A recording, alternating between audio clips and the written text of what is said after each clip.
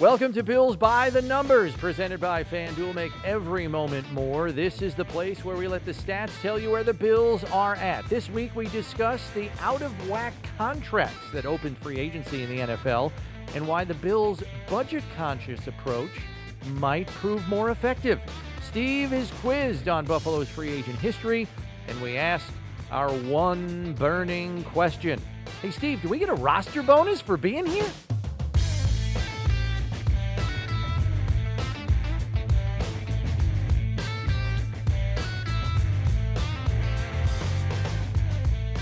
I don't think we're getting a roster bonus. Glad you could catch up with us here on Bills by the Numbers. Bills Wall of Famer Steve Tasker, Bills Insider Chris Brown with you as always. And what in the world is going on with free agent contracts in the NFL? Yes, we all know that free agency is the season where you overpay. In many instances, NFL clubs are filling holes left by either poor fiscal planning or poor drafting and pay a premium to fix it. Perhaps nowhere was that more apparent than in Jacksonville this past week, where they signed 8 free agents in the first 2 days of the negotiating period for a total contract value of, are you ready for this, almost $320 million. Our good friend Warren Sharp from Sharp Football Analysis astutely pointed out that 8 of the Jaguars' top 10 contracts now belong to those free agents they just signed, meaning only 2 others belong to players that the Jaguars actually drafted, one of whom is Trevor Lawrence. Steve, what do you make of Jacksonville's approach to be this aggressive in free agency? I think there's a couple of things at work here. One, it's a new coaching staff, new regime, and they want to change the culture inside the locker room. I think they want a clean house. And I think there's also a history that most players are looking at in Jacksonville where they have not won games or been competitive enough, even in that division that is considered a weak division. So I think they feel like they've got to rinse out the locker room and the roster to get a new attitude, a new leadership, new personality in the locker room. And I think they have to pay guys to go there because guys, it's going to take this regime, this general manager, this head coach, this staff a year or two to prove that they're on the right track, and then players will stand in line to go play. If they can get the most out of Trevor Lawrence, a marquee player to marquee position, much like the Bills did with Josh Allen, it will be easier to get guys to sign there. But for the time being, guys are saying, listen, if you want me to come there and not compete right away for a championship, it's going to cost you. I realize they have a lot of fixing to do there. They haven't won in a long time. But they're throwing people overboard. They had just signed the previous year. Yep. I mean, and again, the drafting is still a major issue here. Laviska Shenault was a second-round pick of that team, 2 years ago? They're already looking to trade him. Yeah. Miles Jack, who is their leading tackler, gone. Yeah. Athletic linebacker, a linebacker built for today's passing game, gone. Just one thing after another. Yeah, so it's very hard to reconcile that what the Jaguars are doing is good. And proof of that, as we have seen, often the most active free agent clubs in the spring are not the ones reaping the benefits in the fall. And yet there are always a handful of teams willing to shell out the cash in the hopes of reshaping their roster for the better, Steve. And while some clubs don't do that to the extent that maybe the Jaguars have done here in this example that we just reviewed, they still, almost irresponsibly so, reset the market at a given position when they don't even need to do it. Yeah, I don't get. I just don't know that there was a market for all 8 of the players they signed at the top of the market. I don't know that there were teams standing in line to oversell those prices.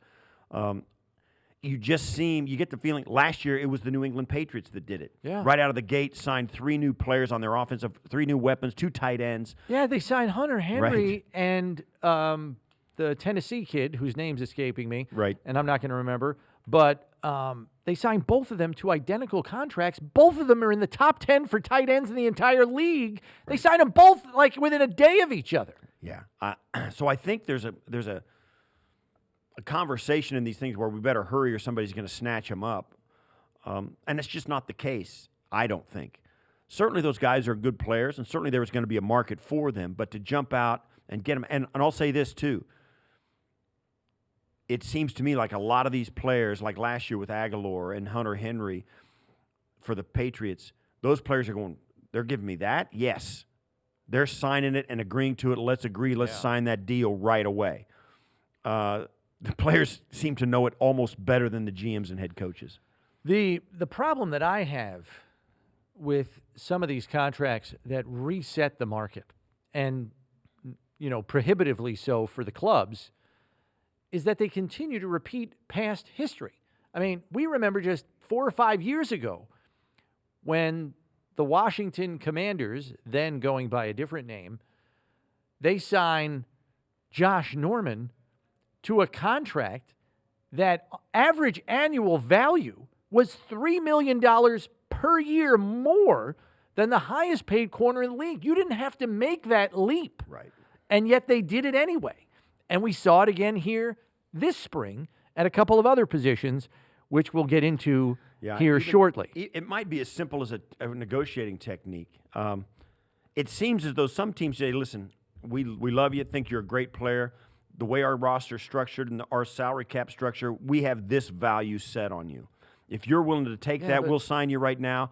And most players will say, you know what, that's a pretty good deal. I like what that. And if you're a team that's stable, got a great quarterback, going to be a contender, and they've got that value, and it's up from where you were significantly, they're saying, you know what, I'd like to go there and play. Otherwise, the other teams go, no matter what happens, don't sign anything until you talk to us. Let's do it this way. We'll blow anything out of the water that you're going to sign with anybody else. To me, that puts you in a weak negotiating spot when you're out on an open market. Well, and the other thing for me is it doesn't make sense. Like you want to sign somebody to the highest average annual value at their respective position because you think that much of the player. Okay, but don't far outdistance what the top of the market is already. Right. You do a disservice to your own club. That's right. Because you're committing more cap dollars to a guy than you probably need to. That's number one. You're doing the rest of the league a disservice in terms of fellow ownership. And I'm not saying you need to have collusion here, but you're doing a disservice to the rest of the league and the ownership as well because now you're driving up the price for everybody else at that position. As a club, unnecessarily so. That's right. We've talked about this on our show, the Daily Show, about you got to get into a spot where, listen, let's sign. Okay, so we blow it out of the water. We sign this guy. We got him. What would it look like if that player not only lived up to that contract or even surpassed the value of that contract? What would it take for that player to do that? And how likely is it that he will do it in our system with our group? When you put that filter on the way that contract looks, very few of these contracts live up to that. Well, the players fail to live up to the contract. Very few of those players. Yeah. You can't even imagine a scenario where the player's going to do it. So how can you, in good conscience, give him that money? How can you sign him to that? Most teams don't put that filter on their contracts before they get them signed. Do you think it's because I can't even say this? In your time and shortly thereafter, maybe they felt comfortable doing that because the contract wasn't guaranteed. But now, there's so much guaranteed money in these contracts, you can't even use that as a crutch. That's right. For why you sign somebody to that ridiculous number. Right. You think, what's it going to take for these guys to outshine that contract? What's it going to take for Mike Evans of the Chargers to play well enough? Mike Williams of the Chargers to play well enough to look like, wow, $20 million is a bargain. And that's what we're talking about. That's why rookie contracts are so valuable. Those guys are good enough, talented enough to outplay the amount of money you've paid them or paying them in their rookie contract because they're so good and the money is so low. What's it going to take for a guy to play better at, say, for instance, weak side linebacker? What's a year going to look like from him where he plays better than a $10 million a year contract? It's hard to envision. Yeah. It's hard to envision. What's it going to take for DeAndre Hopkins, as good as he is in Houston, to outplay a $27 million a year contract? I don't think he can do it. Or in Arizona, where he is now. Or in Arizona, yeah. What's it going to? I don't think you can do it. You can't imagine a season like that, a Cooper Kupp type season. That's not going to happen in the Arizona market with Kyler Murray throwing him the ball. And that's where some of these teams are way out in front of it because they're saying, listen, if we sign him to that, we're never going to get the value out of that money. So, and that's a real question that teams have to ask themselves in free agency. And sometimes it means saying goodbye to a really good player. Well, and it doesn't seem like enough. No to a really good player. Yeah, and it doesn't seem like enough NFL clubs are willing to even entertain those thoughts and weigh yes versus no or even a maybe. Right. So let's go over some of these contracts that happened during the legal negotiating window earlier this week that left us shaking our heads. At the wide receiver position, the Chargers prevent Mike Williams from hitting the market, sign him to a 3-year, $60 million deal. That put him just outside the top 5 average salaries for receivers, as he was just eclipsed by Devontae Adams, whose franchise tag is a little over $20 million because 120% of his salary of $16.8 million last year is greater than the tag amount of $18.4. DeAndre Hopkins, top of the heap, $27.2 million, as you mentioned. Julio Jones, $22 million, which is a ridiculous contract for a 33-year-old receiver. But Williams' contract now gives the Chargers 2 receivers that are making $20 million per season, as Keenan Allen still has 3 years left on his deal. What doesn't make sense to me is why they had to pay such a high average annual value when they were only signing him for 3 years. Usually, Steve, if you let a player get back to free agency sooner, you don't necessarily have to pay him top 5 money at the position. It's usually an either-or. Hey, we're going to let you get back to the market quicker because we're going to pay you a little bit less than maybe what you're asking for. Are you good with that? We'll let you get back to the market a year or two sooner. It still didn't work. Not the case here. But I guess with a QB on a rookie contract, the Chargers feel like they can stomach that. 2 receivers at $20 million a year. It's just like the Dolphins with the 2 corners they have. And I get it. Mike Williams is a really good player. Really good player. Had a great season. How many guys coming out in this draft could come in and give you 80% of that production for 10% of the money? It's a risk. It's a risk. But there's probably at least a handful. Every year in the NFL draft, there are half a dozen plus wide receivers who are very productive in their first year, if not a starter. Look at the kid Jefferson in Minnesota from 2 years ago when we traded Steph Diggs for a first round and they got a guy and he filled in admirably. Plug and play. Chase McDaniels, the Jamar Chase, who had a phenomenal year this last year. Those guys are out there for a rookie contract. And you've already got one guy pulling down that kind of money. Now you're going to have 2. And I get it. Justin Herbert is a phenomenal talent. He threw for 5,000 plus yards last year. But what's it going to look like for both of those guys to give you a $20 million season in one offense? Right. And if he's good enough to raise the level of Mike Williams to the point where you had to pay him $20 million a year, is there any reason to think that he wouldn't be able to raise the level of a rookie receiver that you can bring in this year with a talent crop that's supposed to be so deep that you can get starters as late as the 4th round? I understand it's a risk. I understand there's pressure in L.A. to get to the playoffs after narrowly missing last year. You know, they've been an also-ran team in the AFC, and I know they're playing in a difficult division, but that's a lot of money. The only way you're going to get to the top of a very difficult AFC West is to get value for the money you're spending on your roster. You got to get guys to outperform the cash. No way. I don't know. There's no way they're going to do that. And I hate to. I know it seems like this kind of esoteric kind of formula that we're talking about. It's not. It's not. Just sit down and say, what would it statistically look like for both Mike Williams and Keenan Allen to outperform the $20 million plus price tag they're doing? What would a statistical year like that look like? And what would it take for Justin Herbert to make that happen? Plus from the fact when you put Robert Wood in the mix, where he's going to come back and have his kind of year. How you're going to spread the football around? Are you going to put that kind of offense out there? And are you going to be able to, paying all that money to those 3 guys, are you going to be able to put 5 bodies in front of Justin Herbert that will keep him upright for 17 games, 18 weeks, and the playoffs? That's a tough ask, in my opinion. That is a tough ask. Some of the other deals that had us scratching our heads, Jacksonville signs Christian Kirk, 4 years, $72 million. Now he's coming off. Now, he's coming off a career best season in Arizona in which he had 982 yards on 77 receptions, 5 touchdowns. But franchise tag type money for a receiver that has never put up a 1,000-yard season. You got to explain this one to me, Steve. 4 years, $72 million, Christian Kirk, no 1,000-yard season in his career. They're paying potential. I They guess. got to think without getting out from the other side of DeAndre Hopkins, who's the number one there, Christian Kirk. They think he can be a number one for them In the slot. And I'll say And this: he might be a high-volume catcher. But I like slot receivers a lot. I think they're really valuable for converting third downs, keeping you on the field, giving the big number ones and your quarterback, whoever it is, a chance to continue to take shots and to stay on the field and get more and more opportunities. Slot receivers are the absolute best weapon to allow you to do that. But for an unproven guy who's never had 1,000 yards, I know how this works.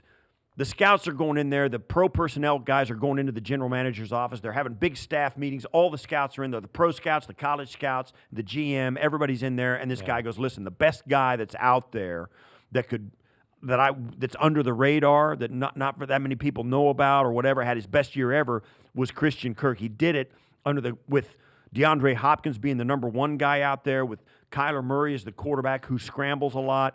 This guy is a guy there's even more there in the tank. He's a guy we should go get. Great, go get him. You don't have to give him the kind of money you give him. $18 million a year. And maybe there was some people, some other teams out there on the rise that were saying, hey, we can get the guy too, and maybe they got into a bidding war. And once again, you come right back to the fact that there's going to be a handful or less guys available in the draft that you're going to be able to get that can give you that kind of production. And look, to provide a frame of reference here, 3 years ago, and this is where we get into the budget-conscious Bills and how they put a premium on getting value, not on getting the guy. They don't get married to any one player that might be out there in free agency. Right. They have targets, but they don't become overwhelmed with nailing down that particular target and doing whatever it takes to get that player. Here is an example. 3 years ago, Buffalo signed Cole Beasley as a free agent, also a slot receiver, much like Christian Kirk, with a longer track record of proven production than Kirk, paid him an average of $7.25 million on a 4-year contract. Now, I understand that's 3 years ago. The cost of doing business goes up. But in 3 years, that's almost a third of what Jacksonville gave Kirk per season. A third! So you're saying it's gone up 66% in 3 years? It's not growing that fast. And Cole Beasley has been a difference maker for the team. There have been crucial catches. He is a true pros pro. So he has performed every bit of the contract they signed him to. Right. And again, he has done it. Right. It goes back to your point. You're paying a guy. That's a guy who can earn the money he's being paid. Right. This guy, Christian Kirk, there's no statistical way he can do that. He can't live up to $18 million a year in that offense on that team that won 2 games last year, even with Trevor Lawrence, even if he's better and has made progress in his personal game next year as the quarterback of that football team. The Jags, I understand.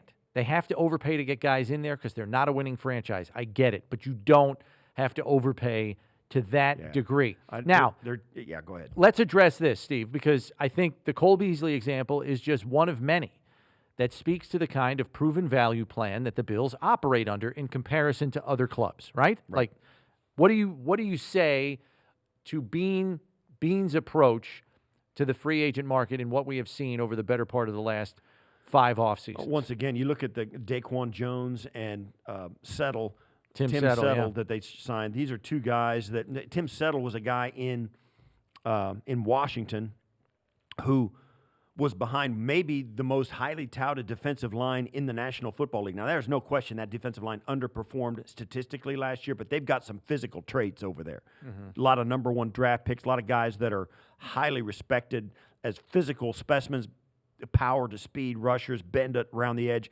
They had some guys. Tim Settle didn't get very many as many snaps as you would think in that system because of those guys, plus because of the money they were paying those guys and their draft status. So they bring Tim Settle, but when he did get on the field, he's pretty productive.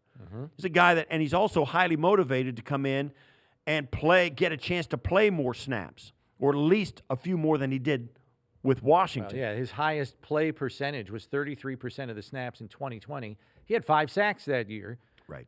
And one of his highest tackle production seasons. So there's a guy, even more so, Steve, in terms of coming here, understands a rotational scheme. Right. If one is being employed, Right. which we anticipate will continue here in Buffalo, at least to some degree. And the other thing here, too, Steve, is this. This is another example of Buffalo's fiscally responsible approach. Now, look, did they have umpteen $1 million to spend like Jacksonville did? No. But I think even if they did, this is probably the approach that they take. They let Harrison Phillips, a player they liked a lot, A productive player. walk for a 3-year, $19.5 million deal in Minnesota. Not gigantic money by any means, but they say, look, that's not the value that we had on Harrison Phillips. It's been great working with you. Good luck in Minnesota. They sign a guy for 2 years, $9 million, 4.5 a year, instead of what amounts to almost 7 a year. They pay almost half the price and get a player that you could argue is going to give them similar, if not better, production. Now, here's the thing. You can make the argument that I would, that this is philosophical. And we're making it's financially philosophical, but I also think on the other side, a coaching staff like Sean McDermott, Leslie Frazier, it's also philosophical on their side. They want 7, 8 guys rotating through on their defensive line because fresh legs mean a better effort up front.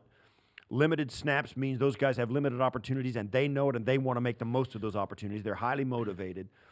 And their philosophy is to rush 4, drop 7, and cover them up in the back end. They've got 2 top flight safeties. They've got a top number 1 corner, and they've they've got a top slot corner in Taron Johnson.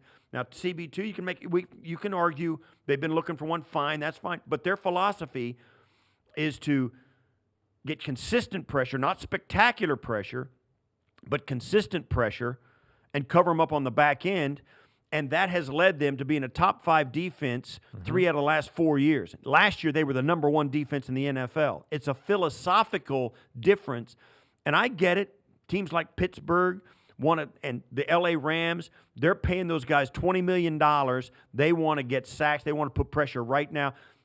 But those defenses, statistically, were not as good as the Buffalo Bills defense last year in the National Football League. It's a philosophical, and when you've got a lot of guys available on the free agent market who are trying to make a name for themselves. And that's the point I was going to make. You want to get guys who are motivated to give you their all for 17, 18 weeks, 19 weeks, and the playoffs, and rotate them through. It's a philosophical difference, not just financially, but also on the football side of it, that has paid dividends for this club. I think the philosophical point you mentioned with regard to the coaching staff is very well noted, because Tim Settle is the perfect example of guys that we have seen brought in here over these last 5 years under Sean McDermott. This is a guy that feels he is deserving of more playing time. He wants to make a name for himself as a difference maker on the defensive interior in this league, and by God, he's going to come in here motivated to prove that, right, especially in a new environment with an opportunity to play more. So that's exactly who you should be willing to pay money to, and even still, because he doesn't have a track record of production, doesn't have a fat resume, and is more interested in the opportunity than giant money, you get him here for $4.5 million a year. It's a steal. And I'll tell you this, the conversations that would have been had with guys like Tim Settle, like Daquan Jones, is, listen, you guys rotate those guys. And listen, we rotate them because nobody's grabbed the bull by the horns. You look last year, the guy that really got a lot of snaps at the end was Harrison Phillips, because he was earning it. And also, Greg Rousseau got a lot of snaps last year, more so than the other rookie defensive linemen we've seen come through. The reason is they start to earn it. And I'm sure that Daquan Jones and Tim Settle said, well, how am I gonna flex in your defense if I don't get enough snaps? And they go, listen, you'll get as many snaps as you earn. That's the thing. You get a guy like Sean McDermott that says, we'll give you the snaps you earn, but you're going to have 6 or 7 other guys out there that are trying to earn it as well. One final example, and I think we've kind of proven the Bills' philosophy, but nonetheless, Seattle re-signed blocking tight end Will Dissly earlier this week for 3 years, $24 million, an $8 million a year value for a blocking tight end. He is the only blocking tight end in the top 20 average annual value salaries at the tight end position. Let's again apply Bills' budgetary value here for reference. In 2019, the Bills signed Lee Smith, blocking tight end, 3 years, $9 million. In the 3 years, it has come $9 million to total. So $3 million average annual value. You're more than double that now in 3 years by Seattle paying Will Dissly $8 million a year average annual almost value. Tripled. You're right.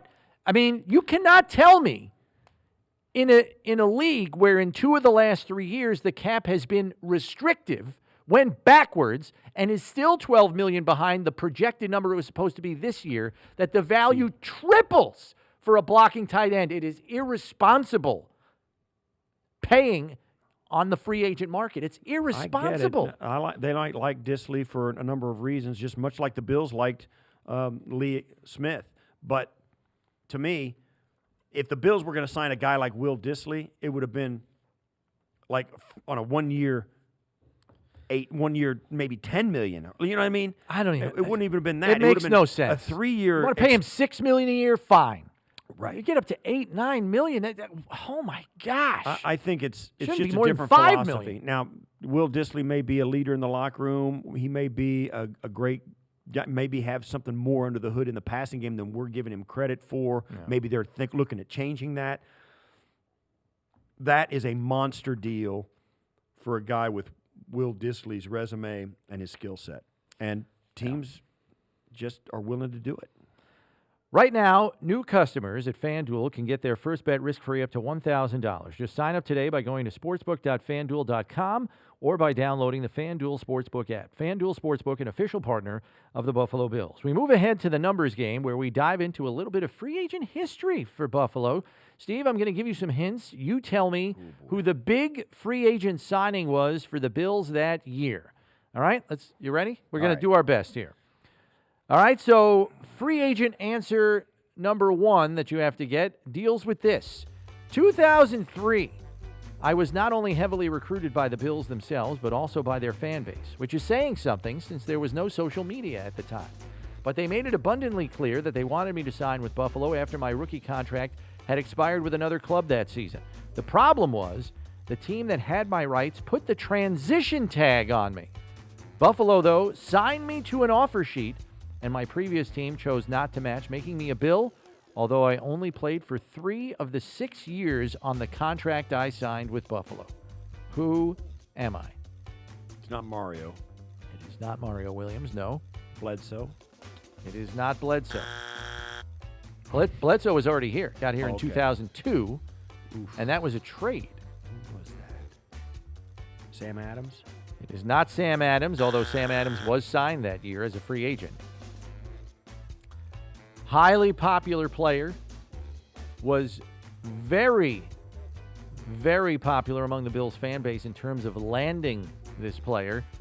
As a matter of fact, 2000. He played his final game in his previous team's uniform in Week 17 here in Buffalo the year prior to becoming a free agent. So season finale of 2002, he plays here for his previous team. There are signs in the stadium recruiting this guy to Buffalo for upcoming free agency. Who was this? Who is? Oh, gosh.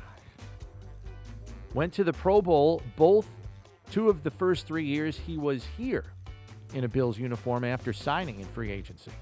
I'll give you one more guess, and then I'll let you know who it is. You might kick yourself for not getting this one, though. I'm sure I will. It's got to be a huge name. Yep. I don't know. It is Takeo Spikes. Oh, my gosh. I would never have gotten All right, number 2. In 2007, the Bills were looking to add something that could get their offensive line moving. I was signed out of the NFC East by the Bills on the first day of free agency to the largest contract in team history. 7 years, $49 million. Not bad for a former second-round pick out of Texas. Unfortunately for the Bills, it proved hard for me to live up to that contract. Interesting, as I played just 2 seasons in a Buffalo uniform before being cast off. Offensive lineman, 2007. 7 years, $49 million. It's amazing these guys aren't like on the tip of my tongue because I was still doing the CBS Dick Duran thing. era. Yeah. As a matter of fact, they signed 3 linemen the first week of free agency that year, and this guy was the bell cow in terms of money commitment. No idea. It is Derek Dockery. Who? Derek Dockery, yeah.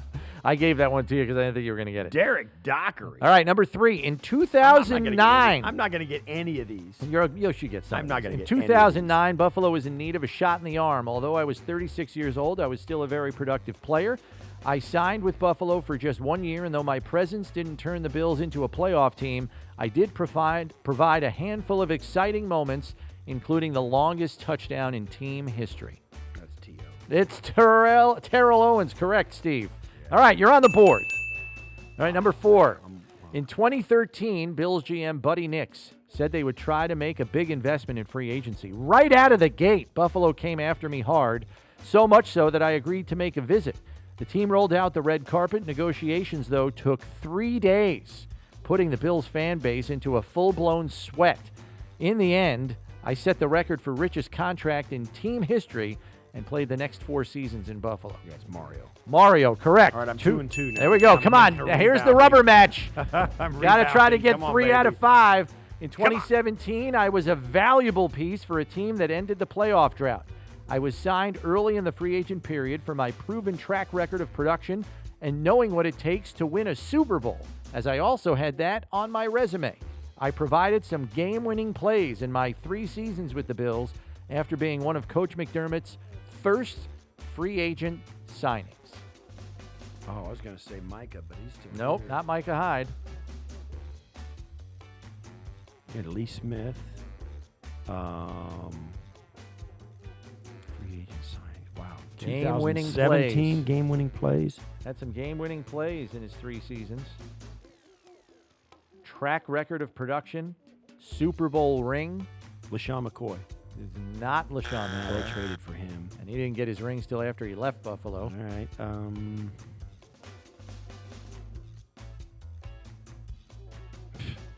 I don't know. Do you want to take one more guess? Give me another hint. This is the kind of player at his given position that can often end games, for better or worse. It's not Ryland. It's It a is kicker, not right? Ryan Right, Lindell. it's a kicker. It is a kicker. Come on, Steve. He's got a Super Bowl ring. You can do it. Who was the kicker? Who? I don't know. He's got a nickname that involves money. I can't remember. Who is it? It is House Money. Oh my gosh. Steven Hauschka. Hauschka. He won the Super Bowl with the Seattle Seahawks. That's right. Man, I thought you'd get that one. That is an embarrassment. All right. That is We an embarrassment. will forget what just happened there and now address our one burning question. What position would you like to see the Bills address next in free agency? This is our one burning question. Cornerback, with the departure of Levi Wallace to the Pittsburgh Steelers over the weekend, Taron Johnson, and Tre'Davious White coming off an ACL, I think cornerback is probably the one where I feel most vulnerable, and that's where I would say. The issue for me is, where is there a lack of veteran proven experience? You can argue at corner as long as you're still wondering about Tre'Davious' rehab schedule, and you can argue defensive end, where the house has been cleaned out. No Mario Addison, no Jerry Hughes. Right. So you kind of need a veteran presence there. I think the key is going to be, unless you continue to clear out more and more cap space, and the Bills started to do that midweek, can they get to a point where they can sign a defensive end of proven production, or do they have to go the route of filling the cornerback hole with a budgetary signing, as they've done over the last several years? You know, Josh Norman, Kevin Johnson, E.J. Gaines, players like that? Can you sign a guy to a one-year budgetary contract at corner, fill that hole, and then try to figure out defensive end or wide receiver later? We leave you with our one final figure. It's Buffalo's 6th full free agent period under Sean McDermott, 5th under Brandon Beane. In the 6 full free agent periods under McDermott, what do you think, Steve, is the average number of free agent player signings over that span? New players onto the roster. It's going to be bigger than what most people think because you think of the top couple of names. I would say probably 12, a dozen. You are right there. It is 13.6. That is the average number of Bills free agents signed to the roster over the last 6 off seasons. I think that's under been Sean McDermott. I think it's a strong indication of what they do in free agency and the kind of contracts they sign guys. A lot of short-term contracts and a lot of willingness to set values and stay there and have the guy move on to another team and hit a little bit more of a home run financially. So I think it'll continue that way, particularly given the fact they've had so much success. Still have a lot of holes to fill on the roster as well with all the free agents they I had don't think coming that off scares their them. own roster on expiring. No, it doesn't. I don't think it that's does either. it's kind of disconcerting for fans. I mean, fans are like going, "Oh my What God, are we gonna do? What are we going to do?" That doesn't bother them. That doesn't scare them. So that's a better place for them to be rather than us. Yeah, for sure. That'll do it for this edition of Bills by the Numbers, presented by FanDuel. Be sure to subscribe on whatever podcast platform you listen to so you know when the next episode drops. And remember, when you need to know about the Bills, you need to check Bills by the Numbers. For Steve Tasker, I'm Chris Brown. We'll see you next week, everybody.